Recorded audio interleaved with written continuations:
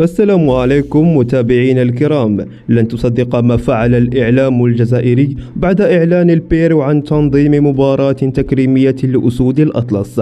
رسميا جنون الجزائر بسبب المغرب. لن تصدق ما ستراه عيناك يا مغربي. وإليكم التفاصيل. وإذا أردت أن تكون أول من يعلم بالخبر قم بوضع إعجاب بالفيديو واشتراك في القناة وفعل جرس التنبيهات.